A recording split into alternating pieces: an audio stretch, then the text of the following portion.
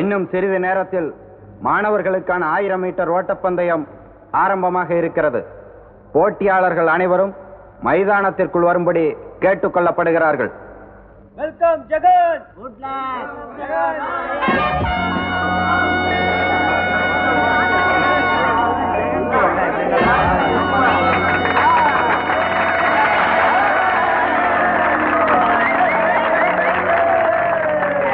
On your march. டே பிளாக் மலே, உங்க பாட்டிக்கு அழைச்சிக்கிட்டா மூச்சு, சீக்கிரம் போய் பாருடா, போன் வந்துக்குது போ. செட் கோ.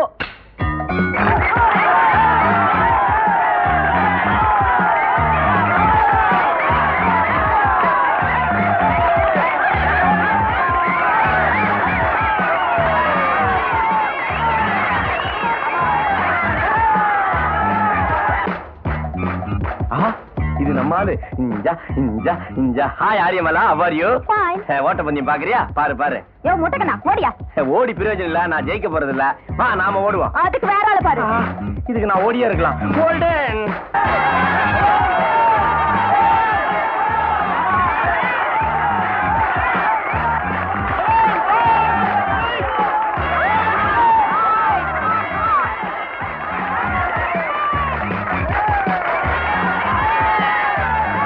இன்னும் சிறிது நேரத்தில் பெண்களுக்கான 1000 மீட்டர் ஓட்டப்பந்தயம் ஆரம்பமாக உள்ளது. ஏண்டி, நீதான் காலேஜுக்கு கார்ல வந்து போறவளாச்சே, நடக்கவே தெரியாத நீ எப்படி ஓடி ஜெயிக்க போற? அடுத்தவங்களை ஓட விட்டா தானே என்னால ஜெயிக்க முடியாது. நான் ஜெயிக்கிறதுக்கு ஒரு பிளான் வச்சிருக்கேன். என்ன பிளான் வச்சிருக்கோ போடி? ஏ ஆறுமுகம் வந்துட்டாமா?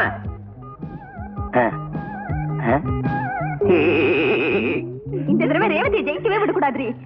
நீங்களெல்லாம் ஓட்டப்பந்தயத்துல ஜெயிக்கணுங்கிறதுக்காக என் கைனால கூல் ட்ரிங்க்ஸ் கொடுக்குறேன், சாப்பிடுங்க. என்னடி சொன்ன? ரேவதியை ஜெயிக்க விடக்கூடாது தானே? ஆமா. அப்பா சாப்பிட்டுட்டாங்க. வாடி போடா. சோம்பேறித்தனமா வர பரவ. ஜெயிப்பீங்க. On your march.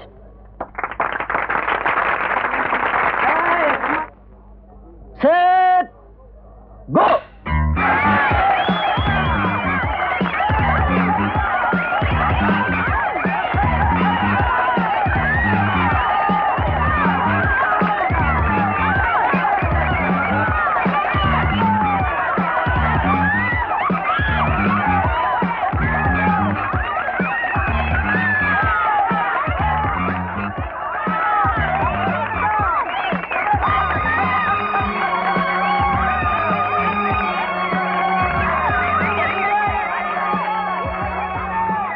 இப்பொழுது விளையாட்டு போட்டிகளில் வெற்றி பெற்ற மாணவ மாணவிகளுக்கு நமது மதிப்புக்குரிய தாளாளர் தொழிலதிபர் திரு முத்துமாணிக்கம் அவர்கள் பரிசளிப்பார்கள். முதலில் உயரம் தாண்டும் போட்டியில் வெற்றி பெற்ற மாணவர் ராமுவிற்கு கோப்பையை வழங்குவார். Thank you sir. அடுத்து 1000 மீட்டர் ஓட்ட பந்தயத்தில் முதல் பரிசு பெற்ற ஜெகனுக்கு கோப்பையை வழங்குவார்.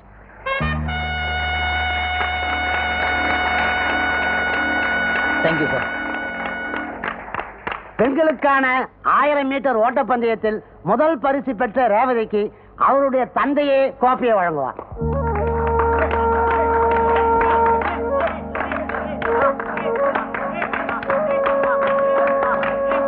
நிறுத்துங்க சார். அந்த பொண்ணுக்கு இந்த பரிசை கொடுக்காதீங்க. ஜெகன், என்ன சொல்ற? நான் சொன்ன உங்களுக்கு எதுவும் புரியாது. ஆரம்பம் நீயே சொல்லு. ஆமாங்க, ரேவதி அம்மா ஜெயிக்கணுங்கிறதுக்காக கூட ஓடுற மற்ற பொண்ணுங்களுக்கெல்லாம் குளுக்கோஸ் வாட்டர்ல மயக்க மருந்த கலந்து கொடுக்க சொன்னாங்க. நானும் கொடுத்துட்டேன். அவங்களால ஓட முடியல. சுலபமா இந்த அம்மா ஜெயிச்சிட்டாங்க.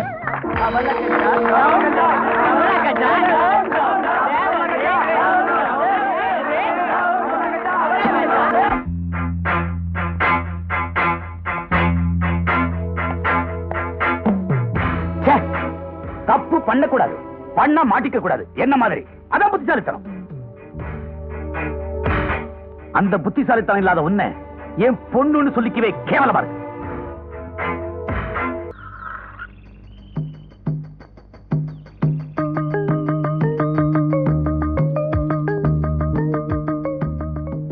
பெங்களூர் ரோஸ் இருக்கா? இல்லம்மா. வாட்? அம்மாவா? நான் கேக்குற பூ இல்லாம எதுக்குடி நீ பூ விக்க வர? நான்சென்ஸ். யூ அநியாயமா என் பூவெல்லாம் மண்ணுல போட்டு நான் என்னமா செய்வேன்? ஏ மிஸ்டர், ரெட் சிக்னல் மாதிரி குறுக்க நிக்கிற, பழைய விடு. உன்ன மாதிரி அடங்காப்பட்டாரிங்களுக்கு நான் ரெட் சிக்னல் தான். இந்த மாதிரி அப்பாவிங்களுக்கு நான் எப்பவுமே கிரீன் சிக்னல். இந்தாங்க, ஒழுங்கா மரியாதையா அவங்களுக்கு சேர வேண்டிய பணத்தை கொடுத்துரு. முடியாது. கொடுக்க போறியா இல்லையா? எங்க ஓட பாக்குற? இந்தாமா பர்ஸ். உங்களுக்கு சேர வேண்டிய பணத்தை எடுத்துக்கிட்டு மீதி அங்கே கொடுத்துருங்க. காலேஜ்ல வாலாடிக்கிட்டு தெரிஞ்சா ஒட்ட நறுக்கி போடுவேன். Be careful. ஏன் வரட்டே? வெரி குட் மச்சி. இவ்வளவு நாள் அடங்காம இருந்த அந்த குதிரைக்கு கடிவாளம் கட்டி அசத்திட்டடா. நாட்டுல எவனுக்கோ செலவைக்கிறான், உனக்கும் ஒரு செலவைக்க மாட்டேன்டான்களே. ஏண்டா டாடாய்ஸ், நான் ஒழுங்கா இருக்கிறது உனக்கு பிடிக்கலையா? நீ மட்டும் ஒரு வார்த்தை கும்னு சொல்லு, தமிழ்நாடு ஃபுல்லா ஸ்ட்ரைக் பண்ணிடலாம். டேய், இவனுக்கும் செலவச்சு முச்சந்தில நிறுத்திடாதீங்க, அப்புறம் உள்ள மரியாதையும் போயிட போகுது. சரியா சொன்னடா ஐயா. நாமெல்லாம் காலேஜுக்கு வர்றது படிக்கத்தான், ஸ்ட்ரைக் பண்ணல.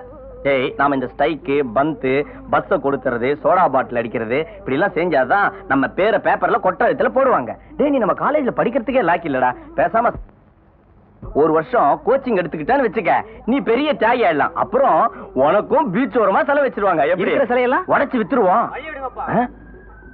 வாடா காட்டு பண்ணி, இவ்வளவு அவசரமா போற? முன்னாடி ஏதாவது கோழி போதா? கோழியும் இல்ல, பரவாயும் இல்ல. சர்க்குலர்ல கையெழுத்து வாங்க பிரின்சிபல் ரூம் போயிட்டு இருக்கேன். சர்க்குலரா? எவனாவது மண்டைய போட்டானா? என்ன இதுன்னு நோட்டீஸ் போர்ட்ல பாத்துக்க. கொண்டாடா. நாளை காலை 10 மணிக்குள் எக்ஸாமினேஷன் ஃபீஸ் கட்ட வேண்டும். இப்படிக்கு பரோட்டா தலையன். ஐயாவுக்கு ஜாலிதான். 500 ரூபா நாளைக்கு மணி ஆர்டர்ல வருது. எக்ஸாம் ஃபீஸ் 250 ரூபா. மீதி 250 ரூபா இருக்கு. எக்ஸாம் பேசுறா? நீ உருப்படவே மாட்ட. போடா. ஜெகன், நீ என்ன பண்ண போற?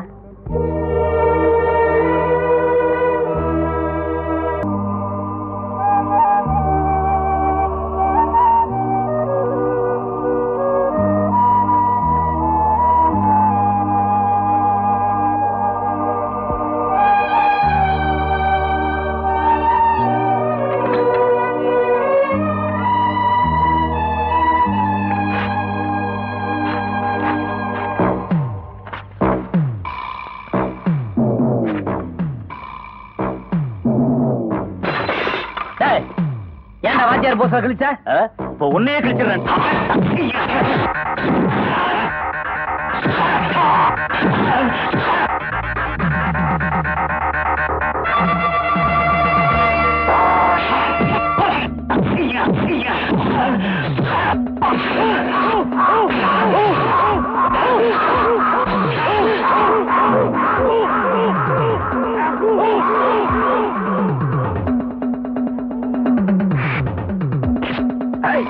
இப்போ உன்னால என்னடா பண்ண முடியும்? அவனை பீஸ் பீஸா கிழிங்கடா.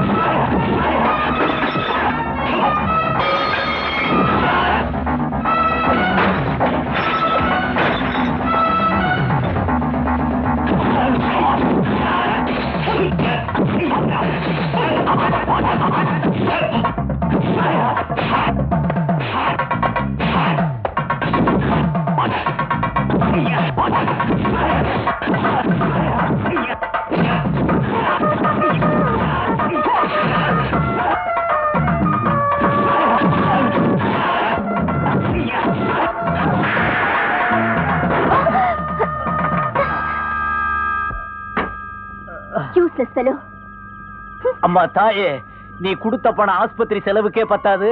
ஆளை விடு.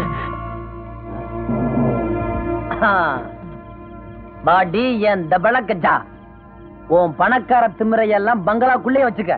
என்கிட்ட வச்சுக்கிட்ட போஸ்டரோட சேர்த்து உன்னையும் பச போட்டு ஒட்டிடுவேன். ஒழுங்கா மரியாதையா உங்க ஆளுங்க கிழிச்ச போஸ்டரை எல்லாம் நீயே வந்து ஒட்டிருமா? என்னது நானா? பின்ன நான் வார்த்தாலே வர சொல்றேன். ஒன்னதான் ஒட்ட போறியா இல்லையா? முடியாது. முடியாதா? ஒரே குத்து உன் டப்பாக்கார அப்பளமாயிரும். அப்புறம் நடந்தான் போகணும். மரியாதை ஒட்டு. நான் என்ன பண்ணுவேன் நீ அடிச்சுக்கிட்டா? லெவலா ஒட்டு. வாத்தியார் நல்லா தெரியணும்.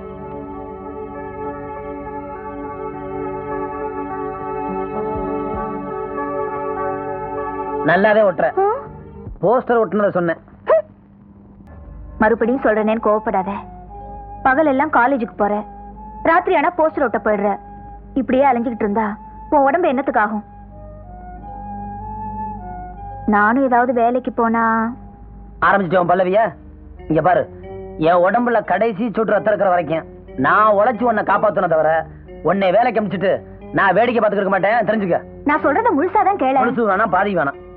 நேத்துக்கு வயசுக்கு வந்த பொண்ணெல்லாம் காலகாலத்துல கல்யாணம் பண்ணி வாயு வயிறுமா இருக்கிறத பார்க்கும்போது உனக்கு ஒரு கல்யாணத்தை பண்ணி பார்க்க முடியலன்னு என் மனசு எவ்வளவு வேதனைப்படும் தெரியுமா?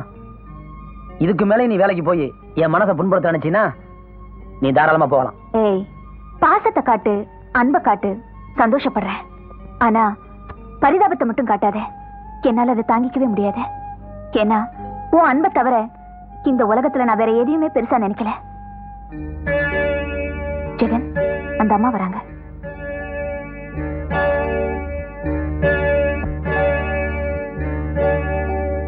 ஏமா, உங்களுக்கு வேற வேலை இல்லையா?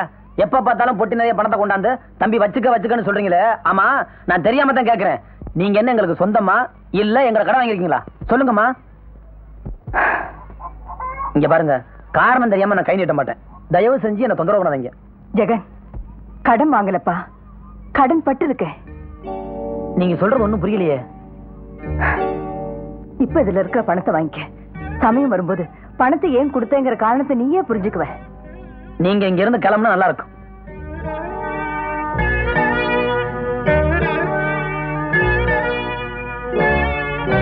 அண்ணா, நீயாவது இந்த பணத்தை வாங்கிக்க சொல்லக்கூடாதா?